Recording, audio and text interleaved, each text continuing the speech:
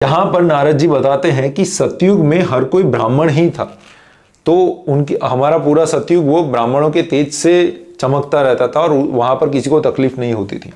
त्रेता युग में लोगों को तकलीफ नहीं होगी, पर उसका कारण ये है कि वहां पर जो हमारा चतुर्वर्ण वाला जो हमारा वर्णाश्रम सिस्टम है वो अच्छे से लागू किया जाएगा और हर कोई इसका पालन करेगा। जब तक हर कोई इसका पालन कर रहा है, कहीं पर किसी को भी अकाल मृत्यु नहीं होगी, कहीं पर किसी को भी दुख नहीं होगा और हर कोई तेजोमय होगा। तो उस समय के अंदर सतयुग में सिर्फ उसको ब्राह्मण को तप करने का अधिकार होता है। त्रेता युग में ब्राह्मण और क्षत्रिय को दोनों को मिलता है ये तप करने का अधिकार। द्वापर युग में ब्राह्मण, क्षत्रिय और वैश्य तीनों को मिलता है और कलयुग में ब्राह्मण, क्षत्रिय, वैश्य, शूद्र तीनों तप के अधिकारी हो जाते हैं। परंतु यदि द्वापर युग में शूद्र जो तपस्या कर लेते हैं तो भी प्रॉब्लम, वहां पर भी अकाल मृत्यु शुरू हो जाएगी। त्रेता युग में शूद्र और वैश्य दोनों करेंगे, वहां पर भी प्रॉब्लम होगी। और सतयुग में तो क्षत्रिय और कोई और थे ही नहीं, हर कोई ब्राह्मण ही था, उच्च लेवल का उनके वर्ण थे, तो वहां पर तो प्रॉब्लम था ही नहीं। तो त्रेता युग में जहां पर भगवान राम, यहाँ हमारी बात हो रही है, यहाँ पर यदि वैश्य और शूद्र इन दोनों में से कोई यदि कठोर तपश्चर्या कर ले तो वहां पर अधर्म गिना जाता है और वहां से सब शुरू हो जाता है। तो नारद जी बताते हैं कि वर्ण विपरीत कार्य से अकाल मृत्यु शुरू होती है, किसी भी राज्य की बात करें तो वहां पर। तो आप जाइए और ढूंढिए कि कौन आपके राज्य में वर्ण विपरीत कार्य कर रहा है। तो वहां पर इतने में दरबार में ये सब बातें हो रही थी और फिर भगवान राम बाहर निकल रहे थे कि चलो जाते हैं और ढूंढते हैं। इतने में और 6 शव आए। ऐसा नहीं है कि सिर्फ वो ब्राह्मण के पुत्र का ही शव था, उसके बाद और 6 शव आए। उसमें से पहला था एक ब्राह्मण पति का, दूसरा एक क्षत्रिय जो कि मधुपुर गांव से था, तीसरा एक वैश्य जो प्रयाग निवासी था, चौथा एक तैली जो हस्तिनापुर से था, पांचवा एक लोहार था लोहार की पुत्रवधू थी जो हरिद्वार से थी, और छठा एक चमार था, चमार की लड़की थी जो उज्जैन से थी। अभी ये जो लोग ये राजनीति करते हैं ना कि एक ब्राह्मण के पुत्र को बचाने के लिए तुमने एक शूद्र का वध कर दिया, पर ऐसा नहीं है। अकेले ब्राह्मण की बात यहाँ नहीं हो रही है। 2 ब्राह्मण थे, एक क्षत्रिय था, एक वैश्य था और 3 शूद्र थे। इन सभी के प्राण बचाने के लिए शूद्र का वध, वो शंभु का वध उनको करना पड़ा था। तो अभी फिर भगवान राम ने इन 7 को सबको तेल की नौका में रखा और उनके शव को अच्छे से संभाल कर रखा, जिससे इन सब में वापस प्राण लाए जा सके। फिर भगवान वहां पर पुष्पक का आवाहन करते हैं। इंटरेस्टिंग डिटेल, आप यदि रामायण पढ़ोगे तो आपको पता चलेगा कि पुष्पक विमान जैसे हम सोचते हैं ऐसा नहीं होता है। ऐसा नहीं होता है कि पुष्पक विमान आता है, हम उसको बुलाते हैं, फिर उसका गवर्नर होता है, ऐसे कोई मशीन ऐसा कुछ नहीं होता है। या फिर ऐसा भी नहीं होता कि आप मंत्र बोलते हो उससे काम होता है, ऐसा कुछ नहीं होता है। इसमें यहाँ पर बताया है कि जब भगवान राम को पुष्पक विमान चाहिए होता है तो वो बस ऐसे ध्यान धरते हैं और बोलते हैं कि पुष्पक विमान आ जाइए। तो वहां पर जैसे बोलते हैं कि आ जाओ, एक मुहूर्त में मतलब कि 48 मिनट के अंदर पुष्पक विमान वहां पर आ जाता है। ऐसा नहीं कि तुरंत आ गया, उसको भी 48 मिनट लगते हैं। वो जहां पर स्वर्गलोक में या फिर जहां पर भी रहता है वहां से यहाँ आने में एक मुहूर्त का समय 48 मिनट लगे थे उसको। फिर पुष्पक विमान ने प्रणाम किया भगवान राम को। यहाँ भी बताया गया है रामायण के अंदर कि पुष्पक विमान ने भगवान राम को प्रणाम किया और फिर उन्होंने बोला कि आपकी जय हो, आप बताइए, आपकी सेवा में हम यहाँ पर हाजिर हैं, आप कहाँ जाना चाहते हो। फिर आगे भगवान राम उस पर बैठकर जाते हैं।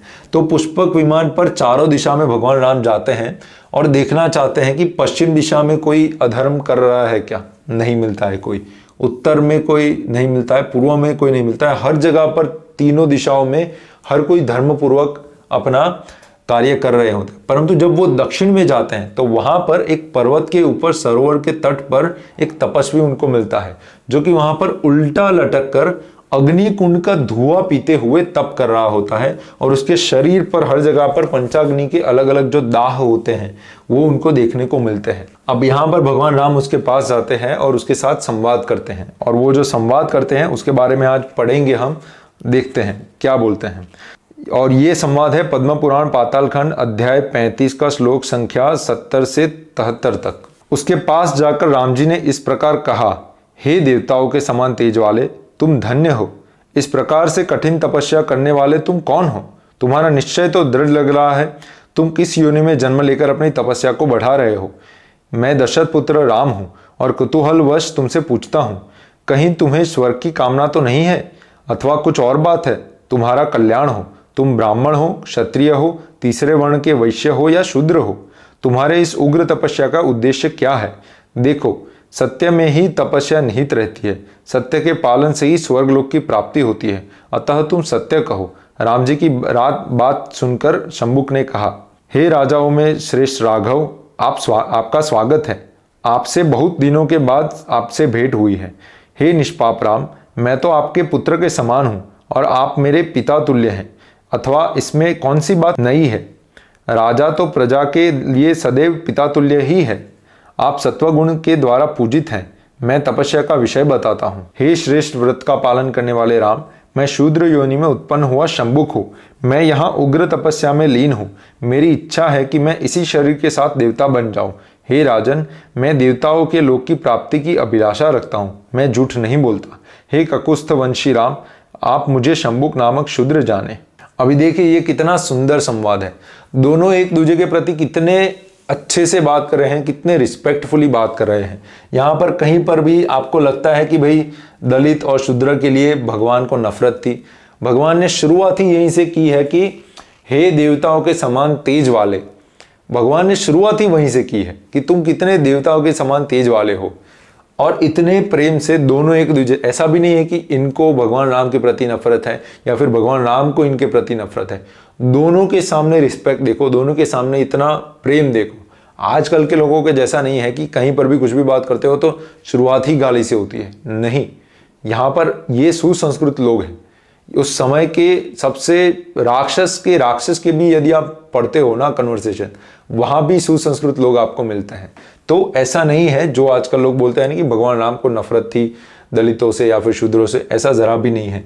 यहाँ पर एक चीज आप ध्यान से समझिए कि आप यदि पूरा रामायण पढ़े हो ना तो आपको ये बात क्लियर होगी कि श्री राम वो धर्म पर चलने वाले वानरों, भालुओं, गिद्ध, भिल, किराट, निषाद सबका आदर प्रेम से करते हैं। अच्छे से हर किसी का आदर किया है। आप रामायण पढ़ोगे काफी जगह पर ऐसे आपको लीलाएं मिल जाएगी जहां पर भालुओं, गिद्ध, भिल, किराट और निषाद का भी वो अच्छे से सम्मान करते हैं। तो ऐसा कुछ नहीं है। ऐसे मत सोचिए कि भगवान राम को किसी स्पेसिफिक लोगों से नफरत है, ऐसा कुछ भी नहीं है। ऑन दी अदर साइड, अधर्मी है ना कोई तो फिर वो रावण जैसा ब्राह्मण ही क्यों ना हो, ऋषि हो, तपस्वी हो या फिर अपने ही परिवार का भी कोई हो ना, फिर भी उसको दंड भगवान देते ही है। तो उनके नजरिए का जो बात आता है ना, वो ऐसा नहीं है कि भगवान राम किसी स्पेसिफिक जाति को देखकर उनको दंड देते हैं या फिर उनको नफरत करते हैं, ऐसा नहीं है।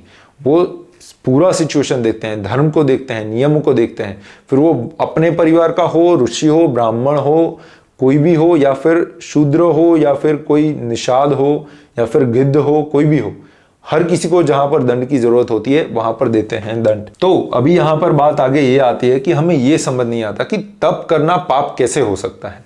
तप करने से किसी को पाप कैसे हो सकता है? वैसे गलत नहीं है। तप छोड़ो, दान भी यदि धर्म के विरुद्ध हो ना तो वो भी पाप हो सकता है। इसलिए हमें नहीं पता क्योंकि हमें सिखाया नहीं जाता ये सारी चीजें। परंतु तप भी पाप हो सकता है, दान भी पाप हो सकता है। जैसे कि हम एग्जांपल देते हो, आप सन्यासी को कभी कांचन दान नहीं दे सकते हो, सोना कभी सन्यासी को दान में नहीं दे सकते हो। यदि आप सन्यासी को सोना दान में देते हो तो आपको पाप लगता है, सन्यासी को नहीं। ब्रह्मचारी को तांबुल दान नहीं दे सकते हो। तांबुल यानी कि जो हम पान खाते हैं वो, आप यदि ब्रह्मचारी को पान खिलाते हो ना तो आपको पाप लगता है, ब्रह्मचारी को नहीं। वैसे ही चोर को अभय दान नहीं देना चाहिए।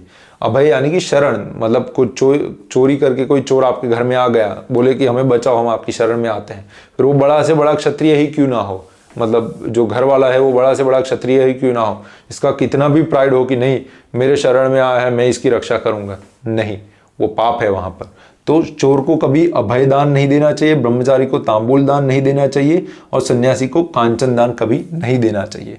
अभी यहाँ पर हम जब तप की बात करते हैं तो हमें एक चीज समझनी चाहिए कि तप है जो, वो तप के प्रकार कितने हैं। भगवद गीता के 17वें अध्याय के 14 से 16 श्लोक के बीच में यह इसके बारे में भगवान कृष्ण बताते हैं।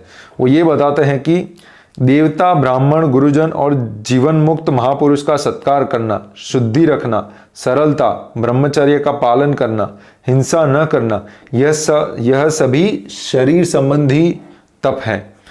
उद्वेग न करने वाला, सत्य, प्रिय, हितकारक भाषण तथा स्वाध्याय और अभ्यास करना, यह सब वाणी संबंधी तप कहा जाता है। और वैसे ही मन की प्रसन्नता, सौम्य भाव, मननशीलता, मन पर नियंत्रण और भाव की शुद्धि, इन तरह के इन सभी तपों को मानसिक तप कहा जाता है। अभी ये सब सामान्य तप है, यही सब सहज तप कहा जाता है, जिसको हर किसी के लिए अलाउड है। हर किसी को ना ही अलाउड है, हर किसी को करना चाहिए, अपनी मर्यादा में हर किसी को करना चाहिए। ये फर्स्ट जो पहली कैटेगरी है उसमें 3 प्रकार के आते हैं। और दूसरी कैटेगरी है कठोर तप, जिसके पीछे के उद्देश्य अलग अलग होते हैं, इसीलिए हर किसी को अलाउड नहीं किया जाता। इसके लिए उद्देश्य क्या हो सकता है कठोर तप के पीछे? मुख्य 2 उद्देश्य होते हैं, एक तो भगवत प्राप्ति है और एक है भौतिक शक्तियों की प्राप्ति। आपको भौतिक जगह पर जगत में कुछ चाहिए है, कोई लोग पर्टिकुलर चाहिए है, कोई पर्टिकुलर आपको ताकत चाहिए है, कोई विद्या चाहिए है, ऐसी मतलब काली विद्या कह सकते हो, जिसका उपयोग कर आप अच्छे या बुरे काम कर सकते हो, तो वो उद्देश्य हो सकता है। अभी यदि आपका भगवत प्राप्ति का उद्देश्य है तो वो तो सहज तप से ही प्राप्त हो रहा है, तो आपको यहाँ पर कहीं पर कठोर तप करने की आवश्यकता भी नहीं है। क्योंकि शबरी की बात करें, उन्होंने भी सहज तप करके ही, नॉर्मल सा तप करके ही भगवान की प्राप्ति कर ली थी। और फिर आप और जो शूद्र जो इसके अंदर आते हैं, निषाद राज आते हैं, इनकी भी भक्ति देख लो, उनकी उसी भक्ति से उन्होंने भगवान की प्राप्ति कर ली थी। और भी ऐसे तप थे, जैसे कि जटायु ने, हमारे जो पक्षी राज है जटायु, उन्होंने सिर्फ गुस्सा करके, सही समय पर गुस्सा करके भी भगवान की प्राप्ति कर ली थी। तो ये सब करने के लिए सहज तप इनफ होता है। पर कठोर तप कोई क्यों करता है? जब उसको स्पेशली भौतिक शक्तियों की प्राप्ति करनी हो उसके लिए। अब इसके बारे में धर्म क्या कहता है कि कब किसको कठोर तप करना चाहिए, कब किसको नहीं करना चाहिए, इसके बारे में विष्णु धर्मोत्तर पुराण के 3.320.11-12 में यह बताया गया है कि जिसके राज्य में शूद्र 3 दिन से अधिक कठोर तपस्या कर लेता है, उस राजा के राज्य में अकाल, आतंकवाद और महामारियों का प्रकोप हो जाता है। इसलिए हे ब्राह्मणों, शूद्र को बस 1 या 2 दिन का या इससे भी कम यथाशक्ति व्रत करना चाहिए, इसी से उसकी सारी मनोकामना पूरी हो जाती है। ये लास्ट लाइन बहुत ही ज्यादा इंपॉर्टेंट है। लोगों को ना ईगो सेटिस्फाई करने के लिए तप करने की, मतलब ये तप तो वैसे भी कोई नहीं करता है, ठीक है, आजकल की तो बात ही छोड़ दो। पर लोगों को ईगो सेटिस्फाई करने के लिए अपने आप को ये बताना है कि नहीं, आप कैसे ऐसे कह सकते हो कि आप शूद्र ये नहीं कर सकते, वो नहीं कर सकते। पर शूद्र धर्म का पालन कर भी एक नॉर्मल इंसान, एक जो ब्राह्मण उतनी कठोर चीजों को कर जो प्राप्त करता है, वही चीजें प्राप्त एक शूद्र अपने सिर्फ नॉर्मल सेवा धर्म का पालन करके भी कर सकता है। वैसे ही वैश्य अपने धर्म का पालन करके, क्षत्रिय अपने धर्म का पालन करके और ब्राह्मण अपने धर्म का पालन करके पा सकता है। पर फिर भी यहां पर प्रॉब्लम आता है कि लोगों को क्या चाहिए है, हमें ईगो सेटिस्फाई करना है कि नहीं, हमें तो वही करना है। ये सब एक ऑथेंटिक सनातनी के गुण नहीं है। ईगोइस्टिक बिहेवियर करना, सनातन धर्म के मतलब धर्म के नियमों का उल्लंघन करना, उनको मानना नहीं, ये सब सनातनी में नहीं आता है। तो ये सब जो लोग करते हैं ना, वो उन्हें में प्रॉब्लम है। एनीवे, तो यहाँ पर इनमें से शंभुक का उद्देश्य क्या था? शंभुक का उद्देश्य जैसे कि हमने पढ़ा, उसने ही बोला था कि उसको सशरीर दिव्य लोक की प्राप्ति चाहिए थी। अभी लोगों को लगता है कि क्या प्रॉब्लम है इसमें, जा ही तो सकता है, उसमें क्या प्रॉब्लम है, परंतु आगे सुनिए। सशरीर दिव्य लोक की प्राप्ति शंभुक को करनी क्यों थी, उसके बारे में हनुमान जी स्वयं बताते हैं अपने मध्वाचार्य स्वरूप में, महाभारत तात्पर्य निर्णय के अंदर। उसके अंदर हनुमान जी बताते हैं कि यह शंभुक पिछले जन्म में जंघासुर नामक राक्षस था, जो पार्वती देवी के वरदान से युक्त था। यह अगले जन्म में 1 कल्प यानी कि 4 अरब 32 करोड़ मानवीय वर्ष की आयु वाला शूद्र बना और फिर उस दुर्बुद्धि ने घोर तपस्या प्रारंभ की। वह तपस्या करके साक्षात रुद्र का पद पाकर संसार को नष्ट करना चाहता था। शंभुक का उद्देश्य ये था कि उसको संसार को नष्ट करना था। जिस उद्देश्य से उसने तप करना शुरू किया, उसके लक्षण और उसका जो आउटकम होता है वो वहीं से शुरू हो गया, जहां से उसकी तपश्चर्या सही से काम करना शुरू हुई, क्योंकि उसका उद्देश्य ही गलत था। वो नष्ट करने के लिए, संसार को नष्ट करने के लिए तप कर रहा था। तो ऑलरेडी ये जो डिस्ट्रक्शन था वो शुरू हो गया, एक एक करके लोग मरने लगे। इसीलिए यहीं पर हम समझ सकते हैं कि भगवान राम ने ऐसे ही नहीं किया था। यहाँ पर हमें एक ज़्यादा इंपॉर्टेंट बात ये समझनी चाहिए कि ऐसा नहीं है कि सिर्फ शूद्र ने ऐसा किया इसलिए ऐसा हुआ था। उस समय में यदि एक वैश्य भी तपस्या कर लेता ना, यदि कठोर तपस्या जैसे इसने किया था, तो उसके लिए भी यही दंड होता। तो अभी भगवान ने यह जानने के बाद भी कि इसके तप का आशय कितना बुरा है और कितना भयानक है, वो पूरी सृष्टि का विनाश करना चाहता है, इस आशय को जानने के बाद भी भगवान ने क्या किया। ऐसे ही नहीं हम बोलते हैं कि भगवान दया निधान है, दयालु है अत्यंत ही। इसके बारे में हम आगे पढ़ेंगे आनंद रामायण से। तो भगवान राम जब सुनते हैं उस शंभुक से कि वो क्यों ये कर रहा है इसके बारे में, उसके बाद भगवान राम यह बोलते हैं, इस समय मैं तुझे मारकर उन लोगों को जीवित करूंगा जो तेरे धर्म विरुद्ध आचरण से अकाल मृत्यु के ग्रास बने हैं। पर मैं तेरी इस तपस्या से प्रसन्न हूँ, बोल तेरी क्या कामना है। इस प्रकार राम की वाणी सुनकर भयभीत हो और नीचा मस्तक किए हुए बार बार प्रणाम करके उस शूद्र ने बोला, हे रावण के अभिमान को दूर करने वाले राम, यदि वास्तव में आप मेरे ऊपर प्रसन्न है तो मुझे यह वरदान दीजिए कि जिससे शूद्र जाति को भी सद्गति प्राप्त हो, साथ ही मेरा भी उद्धार हो जाए। इस तरह शूद्र की दीनतापूर्ण बात सुनकर रामचंद्र जी बहुत ही प्रसन्न हुए और कहने लगे, राम, इस पवित्र नाम का जो शूद्र सदा जप कीर्तन तथा चिंतन करते रहेंगे उन लोगों की सद्गति प्राप्त होगी ही। और तुम भी इस तपस्या को छोड़कर मेरा चिंतन करो, तुम्हारे इस उपकार से शूद्रों में तुम्हारी कीर्ति होगी। रामचंद्र जी के द्वारा यह वर पाकर शूद्र ने कहा, हे रघुसत्तम, आगे महाप्रचंड कलयुग आने वाला है, उसमें शूद्र जाति के लोग बड़े मूर्ख होंगे। वे सर्वदा अपनी खेती बाड़ी के काम में ही व्यस्त रहेंगे। ऐसी अवस्था में उन्हें जप तथा कीर्तन करने का अवसर कहाँ ही मिलेगा। इन शुभ कर्मों की ओर उनकी बुद्धि कैसे जाएगी। अतएव उनके अनुरूप कोई वरदान दीजिए। उसकी यह बात सुनी तो प्रसन्न होकर राम जी ने कहा कि वे लोग एक दूसरे को प्रणाम आशीष के समय राम राम ऐसा कहेंगे, इसी से उनका उद्धार हो जाया करेगा। उस शूद्र समाज में तुम्हारी बड़ी कीर्ति होगी। आज तुम हमारे हाथों मरकर वैकुंठ धाम को प्राप्त होगे। इसके अनंतर उसने राम से यह वर मांगा कि आप सीता तथा लक्ष्मण के साथ सर्वदा इस पर्वत पर निवास करें। जो लोग यहाँ आकर पहले मेरा दर्शन करने के पश्चात आपका दर्शन करें, उनको मोक्ष पद प्राप्त हुआ करे। इसके सिवा जो लोग ब्रह्मवश बिना मेरा दर्शन करे ही आपका दर्शन कर ले, उनका भी उद्धार हो जाए। राम ने तथास्तु कहकर भक्ति का वर दिया और उसे मारकर उन अकाल मृत्यु से मरे हुए लोगों को जीवित किया। जो ब्राह्मण क्षत्रिय आदि 7 प्राणी अयोध्या में मरे पड़े थे, उन सभी को जीवन दान दिया। हे विष्णुदास, तभी से इस पृथ्वी तल में शूद्र लोग आपस में प्रणाम आशीष के अवसर पर राम राम कहा करते हैं। अभी देखिए, यदि भगवान ने इतना अच्छा वरदान नहीं दिया होता, यदि ये जो शंभुक वाला जो लीला है, जो कि हर कल्प में होती है, ऐसा नहीं है कि यहीं पर एक जगह पर होती है, जो हर कल्प में होती है, जब ये लीला होती है तो भगवान राम शंभुक का वध करते हैं और शंभुक ये वाला वरदान मांगते हैं, जिससे भगवान राम शंभुक को यह वरदान देते हैं और सारी प्रजाति को, जो कलयुग में वैसे हर कोई शूद्र ही है, ठीक है, ऐसा भी है नहीं कि भाई ज़्यादातर लोग यहाँ पर ऐसे है जो सच में ब्राह्मण के लेवल का जो स्टैंडर्ड था उसका पालन कर पा रहे हैं, या फिर क्षत्रिय। हर कोई अभी शूद्र का ही कार्य कर रहा है, हर कोई नौकर चाकर ही है, हर कोई ये नौकरी कर रहा है। तो क्योंकि मजबूरी है, ऐसा नहीं है कि कोई लोग करना नहीं चाहते, पर मजबूरी है, इसलिए कोई अपने वर्ण का पालन नहीं कर पाता है।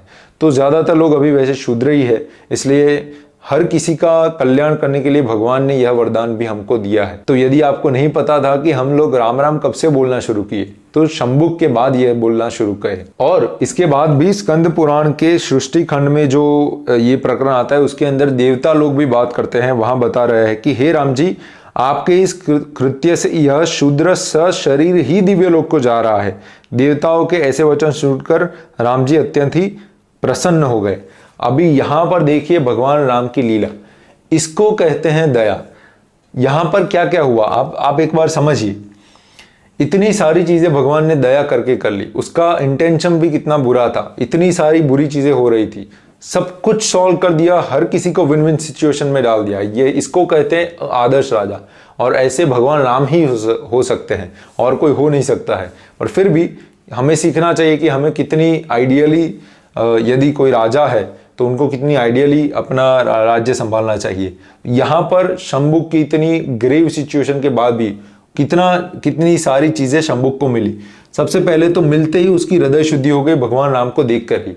तो उसके जो इंटेंशन थे वो सब वहीं से चूर चूर हो गए। भगवान राम की सुंदरता को देखकर, भगवान राम को देखकर इतना प्रसन्न हो गया कि उसका जो लोभ था हर किसी चीज के लिए, वो सभी लोभ उसके निकल गए। जैसे कि ध्रुव महाराज का था। ध्रुव महाराज ने तपश्चर्या क्यों शुरू की थी? उनको चाहिए था राज्य, पर जैसे ही उन्होंने तपश्चर्या करना शुरू किया और भगवान का जब उनका दर्शन हुआ, तो दर्शन होते ही उनके सारे जो ये इच्छाएं थी राज्य पाने की, वो वहीं पर नष्ट हो गई। उनको लगा बस अभी भगवान दिख गए। उनको देखने के बाद ये जो सारा उनका ग्रीड था और जो भी कुछ उनकी इच्छाएं थी वो वहीं पर नष्ट हो गई। तो वहां पर उनका हृदय शुद्धि हो गया। वैसे ही यहाँ पर हालांकि ध्रुव महाराज तो अच्छे थे, पर फिर भी उनकी तपस्या, जो कठोर तपस्या थी, वो इच्छा से ही हुई थी। तो यहाँ पर भी शंबुक की भी हृदय शुद्धि पहले कर ली। उसके बाद उसकी कर्म शुद्धि भी हो गई, क्योंकि वो आखिर तो अधर्म ही कर रहा था। अभी अधर्म कर रहा था और उसके बाद पहुंच भी जाता यदि, फिर भी उसको उसका पाप तो भुगतना ही पड़ता, क्योंकि उसने अधर्म से ये अपने वर्ण धर्म का पालन नहीं किया था। तो उसके लिए उसको फिर पश्चाताप करना पड़ता। वो पश्चाताप के कर्म थे, उससे भी उसको छुट्टी मिल गई। फिर उसकी इच्छा पूर्ति भी हो गई। ऐसा भी नहीं है कि भाई ये सब किया और बस छोड़ दिया, नहीं, उसकी इच्छा भी पूरी की। उसको सशरीर जाना था तो वहां पर भेज भी दिया उसको, स्वर्ग लोक दिव्य लोकों में उसको सशरीर भेज दिया। फिर से उसको जीवित कर दिया, मारा, फिर से जीवित कर दिया और चला गया वो सशरीर अपने जो दिव्य लोक में उसको जहां पर जाना था वहां पर अब उसकी जो इच्छा थी, जो रुद्र बनकर सब विनाश करनी थी, वो इच्छा भी निकल गई है उसके अंदर से, क्योंकि उसकी हृदय शुद्धि हो गई है। इसी के साथ, इसी लीला से उन्होंने कलयुग के धर्म की भी स्थापना कर दी। हर युग में अलग अलग धर्म होता है, युग धर्म जिसको कहते हैं, जिससे आपको भगवत प्राप्ति होती है। इसके बारे में भी जो हमने अभी आपको बताया था समय वाले चैप्टर में, काल का मूल ज्ञान, उसमें 177 पेज में जो 4 हमने युगों के बारे में बताया है, उसी में ही हमने युग धर्म के बारे में बताया है। चारों युग में अलग अलग जो युग धर्म है जिससे भगवान की प्राप्ति होती है। ईश्वर प्राप्ति का मार्ग यज्ञ और कर्म कांड त्रेता युग में थे। ईश्वर प्राप्ति का मार्ग यहाँ पर सतयुग में था, नारायण का ध्यान लगाना। वैसे ही द्वापर युग में ईश्वर प्राप्ति का मार्ग हुआ मंदिर और विग्रह की पूजा, और ऐसे ही कलयुग में हुआ ईश्वर प्राप्ति का एकमात्र मार्ग हरिनाम संकीर्तन। ऐसे ही इनके बारे में भी आप डिटेल में इस पुस्तक में आप पढ़ पाओगे, आप देख सकते हो। एनीवे, तो कलयुग के जो युग धर्म थी उसकी स्थापना भी वहीं पर कर दी। उसके ऊपर से जन कल्याण, जो लोग मर गए थे उनको वापस जीवित कर दिया, वो भी कर दिया। और जन कल्याण में कलयुग के हम जैसे पतित लोगों के लिए यह बात बना दी कि सिर्फ राम राम बातों बातों में बोलने से भी हमारा उद्धार हो जाएगा। इसलिए ऐसा मत सोचे कि जब हम ऐसे ही राम राम बोलते हैं तो हम कुछ नहीं होता उससे, नहीं हमें तो ये करना पड़ता है। नहीं, कुछ भी नहीं करना होता है। आपको सिर्फ भगवान राम का नाम लेना है। ऐसे ही आप लेते रहोगे ना, राम राम, जाते हो कहीं पर भाई राम राम, हरे कृष्णा, हरि बोल, राम राम, ऐसे ही करते रहोगे ना, इसी में भी आपका उद्धार हो जाएगा। इतना ज्यादा महिमा है हरि नाम का, राम नाम का कलयुग के अंदर। और उसके बाद शंबुक को भक्त बनाकर उसकी महिमा भी बढ़ाई, उसको पूजनीय बना दिया। उसका मंदिर बन गया वहां पर पर्वत के ऊपर, जहां पर उसकी भी पूजा होगी भगवान राम के साथ। भगवान राम का मंदिर होगा, इसका भी मंदिर होगा, और लोग आएंगे और उसको भी नमन करेंगे, उसको भी पूजा करेंगे। तो उसकी भी महिमा बढ़ाई पूजनीय बनाकर। तो भी इतना सुनने के बाद भी लोग ऐसा बोलेंगे कि चलो माना राम जी का दोष नहीं है, परंतु धर्म में ऐसे नियमों की क्या ही आवश्यकता है, जिसको जो करना है करने दो। प्रॉब्लम क्या है यहाँ पर? अभी देखिए, किसी भी इंसान जिसके अंदर थोड़ा सा भी कॉमन सेंस होगा, जिसने थोड़ा सा भी जीवन में कुछ प्राप्त किया है, कुछ किया है, उसको पता होगा कि दुनिया में कुछ भी ढंग से करने के लिए समय, स्थान, अवस्था के अनुसार नियम जरूरी है। आपको कुछ भी अच्छे से चलाना है ना, तो नियम बनाने ही होंगे। एक आपको बेसिक स्कूल का स्ट्रक्चर देख लो, आप घर का स्ट्रक्चर देख लो, किसी सोसाइटी का स्ट्रक्चर देख लो, हर जगह पर एक प्रॉपर व्यवस्था होती है। कुछ लोगों के पर्टिकुलर नियम होते हैं, कुछ लोगों के यहाँ नियम होते हैं, कुछ लोगों कुछ कर सकते हैं, कुछ नहीं कर सकते हैं। इन चीज़ों के यम नियम होते हैं, उनका पालन होना ही होता है और वो समय, स्थान और अवस्था के अनुसार होते हैं। आप यहाँ तक सोच लो, एक रेसिपी भी बनानी है ना, तो उसको भी क्रम में चीज़ों को अपना आपको डालना होता है। ऐसा नहीं है कि आपने पहले ये डाल दिया, फिर जो पहले डालना था वो बाद में आखिरी में डालते हैं तो भी सेम बनेगा, ऐसे नहीं। आपको रेसिपी भी बनानी है ना, तो उसके यम नियम होते हैं कि पहले ये करना है, उसके बाद ये करना है, उसके बाद ये करना है, ये नहीं करना है, ये सारी चीज़ें बताई है। फिर मशीन भी आपको चलाना है तो मशीन में भी सारे स्पेयर पार्ट्स का अपना अपना स्थान होता है। अब उसी स्थान को छोड़कर अभी वो कहीं और चला जाएगा ना, तो मशीन बंद हो जाएगा, सब कुछ जलकर राख हो जाएगा। तो मशीन में भी होता है। आप कंपनी भी चला रहे हो ना, तो कंपनी में भी हर किसी का स्थान होता है। यदि कोई सीईओ है कि सीईओ का स्थान है, और यहाँ पर जो क्लीनर का स्थान है उनका, या फिर एक फंड डिपार्टमेंट का स्थान है उनका, या फिर यहाँ पर सेफ्टी डिपार्टमेंट का स्थान है, इन सब का स्थान अलग होता है, एचआर का स्थान अलग होता है। तो हर किसी का एक स्ट्रक्चर होता है। जब तक आप नियमों के बेसिस पर अपनी सोसाइटी नहीं बनाते हो, तब तक आप एक सोसाइटी या फिर कुछ भी जीवन में अच्छे से नहीं चला सकते हो। तो जैसे कि हर किसी चीज़ को एक सिस्टम की ज़रूरत पड़ती है, वैसे ही से एक समाज को भी सिस्टम की ज़रूरत पड़ती है, क्योंकि वो अपने आप में एक सिस्टम है। तो उसको भी यदि ढंग से चलाना हो ना, तो आपको यम नियम की आवश्यकता होती है। अभी यदि आप इससे भी नहीं समझे तो आपको कुछ और एग्जाम्पल देते हैं। फॉर एग्जाम्पल, आप बस को एग्जाम्पल ले लो। बस में 3 प्रकार के मेन लोग होते हैं। एक सबसे पहले होते हैं ड्राइवर, एक होते हैं कंडक्टर और होते हैं पैसेंजर। अभी यहाँ पर एक ड्राइवर को ड्राइवर की ट्रेनिंग दी गई है कि आपको कैसे चलाना है बस, क्या क्या नियम फॉलो करने हैं, आप कैसे, कहाँ पर क्या करना है, कहाँ पर क्या नहीं करना है, इस समय पर आपको राइट जाना है, इस समय पर लेफ्ट जाना है, यहाँ पर रुक जाना है। ये सारी ट्रेनिंग उसको प्रॉपरली दी गई है और तब उसको वहाँ पर रखा गया है। वैसे ही कंडक्टर को पूरी ट्रेनिंग दी गई है कि कैसे किस लोगों की टिकट्स लेनी है, आपको कहाँ पर किसको आधी टिकट देनी है, किसको पूरी टिकट देनी है, कहाँ पर यदि कोई नहीं दे रहा है तो क्या करना है। ये सारी ट्रेनिंग कंडक्टर को दी गई है। अभी यहाँ पर यदि कंडक्टर बोले कि नहीं, मैं क्यों कंडक्टर का काम करूं, मैं ड्राइवर बनूंगा, फिर ड्राइवर को साइड में रखकर खुद ही चलाने लगेगा। अभी उसको पता नहीं गाड़ी कैसे चलाना है और कहीं पे भी जाके ठोक देगा, तो ना ही वो अपना अकेले का नुकसान करेगा, परंतु अंदर बैठे ड्राइवर और पैसेंजर सबका नुकसान करेगा, सबको हानि पहुंचाएगा, सबकी जान की हानि भी हो सकती है। वैसे ही यदि कोई ड्राइवर बोले कि नहीं नहीं, मैं यहाँ पर अकेला बस चला रहा हूँ, पीछे वो बैठा है, वो पैसे गिन रहा है लोगों से ले लेकर, वो उसको ज़्यादा मज़े है, मैं क्यों वो ना करूँ, मैं क्यों यहाँ पर अपनी कमर दुखाऊं, इससे अच्छा तो मैं वो बन जाऊं। तो ड्राइविंग चालू गाड़ी में वहाँ पर वो छोड़कर वो पीछे चला जाएगा और बोलता है कि नहीं नहीं मैं करूँगा, तो भी वहाँ पर एक्सीडेंट हो जाएगा।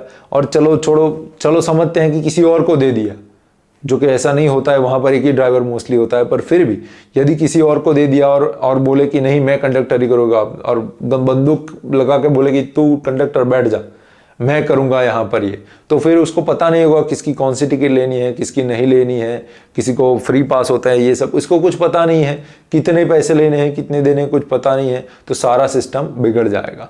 तो यहाँ पर लोगों को ये समझना आवश्यक है कि जिस चीज़ के लिए जिसको जहाँ पर रखा गया है उसको उसी का पालन करना चाहिए, उसी से पूरा बस अच्छे से चलता है, क्योंकि यहाँ पर डेस्टिनेशन पर पहुँचना गोल है। ऐसा नहीं है कि मैं ये करूँगा तो ही ये मेरा गोल है, मतलब टिकट काटना उस इंसान का गोल नहीं है, पूरे इस सिस्टम का गोल है कहीं पर पहुँचना। वैसे ही हमारे पूरे समाज का गोल है भगवत प्राप्ति करना, और इसमें अकेले हम नहीं कर सकते कि भाई हाँ मैं अकेला मैं अपना कर लूँगा खत्म, मेरे को किसी का नहीं सोचना है, ऐसा नहीं है। पूरा सिस्टम बनाया है, हर किसी को अपना अपना जो धर्म का पालन है वो करेगा तो औरों को भी सहायता होगी और लोग भी अपने भगवत प्राप्ति आसानी से कर पाएंगे। इसीलिए हमने वर्णाश्रम की स्थापना की है। और वर्णाश्रम के बारे में आपको ज़्यादा अधिक जानना है तो धर्म चैप्टर है जो कि हमारे बुक का 6ठा है, उसके अंदर हमने वर्णाश्रम का पूरा एक विभाग बनाया है, जिसके अंदर डिटेल में हमने बताया है कि वर्णाश्रम धर्म कैसे काम करता है, उसके अंदर वर्ण धर्म कैसे होते हैं, बनाए क्यों गए हैं, कैसे ब्राह्मण कौन है, उनके गुण क्या है, उनके कर्तव्य क्या है, ऐसे ही क्षत्रिय के गुण कर्तव्य वैश्यों के, शूद्रों के, और 5वां भी जो समाज है, 5वां भी जो वर्ण है उसको अंत्यज बोलते हैं, वो भी कैसे बने हैं, उनका भी गुण क्या है, फिर आश्रम धर्म के बारे में बताया है। इन सब के बारे में आप पढ़ सकते हो 112 नंबर के पेज पर, बुक में 6ठा नंबर का चैप्टर है उसमें से। तो हम यहाँ पर ये समझते हैं कि जब कोई इंसान अपना जो धर्म होता है उसको छोड़ देता है ना, तो कितनी बड़ी हानि होती है। एक दूसरा एग्जाम्पल लेते हैं कि एक न्यायाधीश का जब एक कर्तव्य होता है तो उसको अपना कर्तव्य निभाना चाहिए, फिर कोई भी उसका कॉन्सिक्वेंसेस क्यों ना हो, कैसे भी बुरी तरह से भी वो कर रहा हो ना, फिर भी उसको अपना कर्तव्य अच्छे से करना चाहिए। जैसे कि अभी उसको कर्म मिला है कि न्यायाधीश को न्याय देना है, अभी वो अपना कर्म छोड़कर भाग जाएगा तो वहां पर तकलीफें होना शुरू हो जाएगी। फॉर एग्जाम्पल, एक क्रिमिनल है, उसको जजिंग करना है, अभी उसका क्राइम वहां पर प्रूव हो गया कि हाँ इसने मर्डर किया है और ये मर्डरर है। अब यहाँ पर जज को ऐसा नहीं सोचना चाहिए, ना ही वो सोच सकता है ऐसा कि अरे अभी इसको तो यदि मैंने दे दिया, ये जो क्रिमिनल का जो सज़ा दे दी, उसको मृत्युदंड दे दिया, तो उसकी गैंग आएगी और मेरे घर में मेरी पत्नी है, मेरे बच्चे हैं, मेरे माता पिता है, इन सब का जीवन खतरे में आ जाएगा। तो ऐसा नहीं कर सकता वो, उसको अपने जो धर्म है उससे उस पर डटे रहना चाहिए। अगर वो नहीं करता है ना, तो ना ही वो अपने परिवार के बारे में सोचेगा स्वार्थ से, परंतु ऐसा नहीं सोचेगा कि यदि इसको नहीं दिया तो वो बाहर जाएगा और औरों को भी तकलीफ पहुंचाएगा। तो ये धर्म को कैसे लेना चाहिए, इसके बारे में भगवान राम सिखाते हैं कि अपने बारे में नहीं सोचना चाहिए। जब आपके धर्म का आता है, राजा का धर्म क्या आता है, न्याय देना, उस समय वो नहीं सोचता है कि नहीं मैं ऐसा करूंगा तो कोई मेरे परिवार के साथ बुरा कर देगा। नहीं, मेरा परिवार भी मैं त्यागने के लिए रेडी हूं, मैं सारे सुखों को त्यागने के लिए रेडी हूं, पर मैं अपने धर्म का पालन करूंगा। इस कर्तव्य निष्ठता के साथ एक राजा को अपने धर्म का पालन करना चाहिए।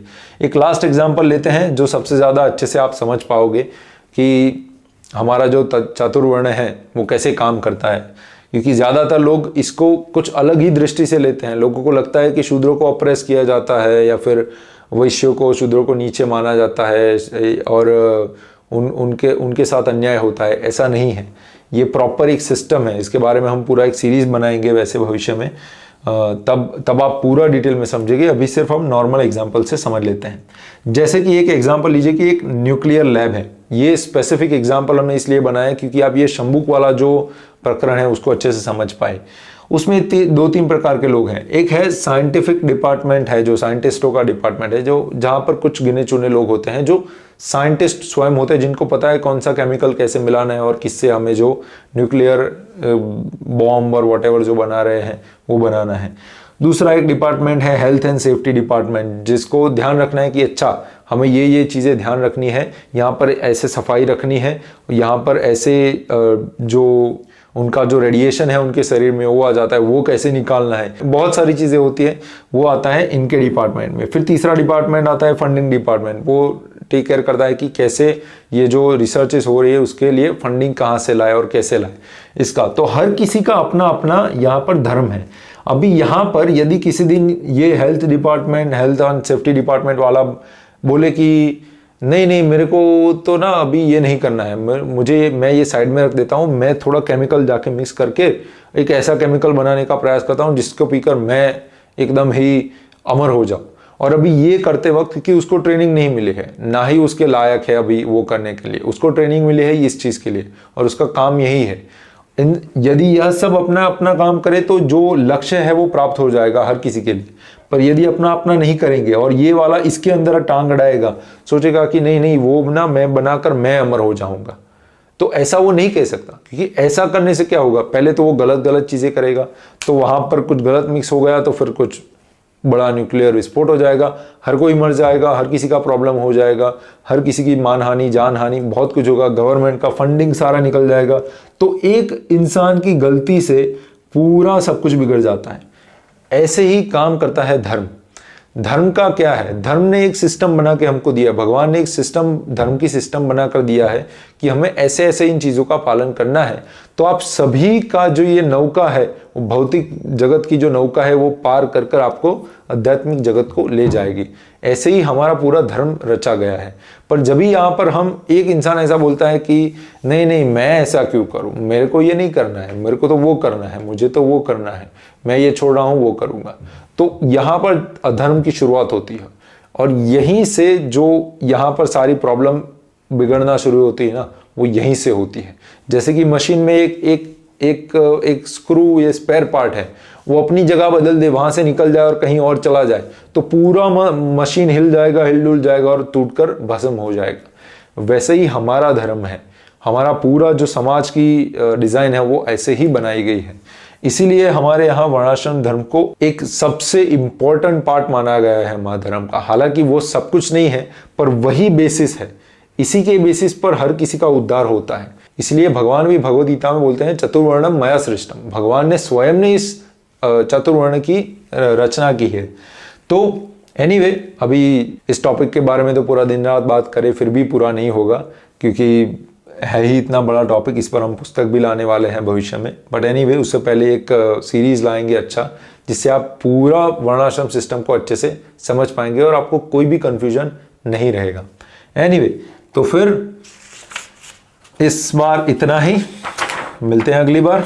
तब तक क्या, दाल रोटी खाओ और हरि गुण गाओ।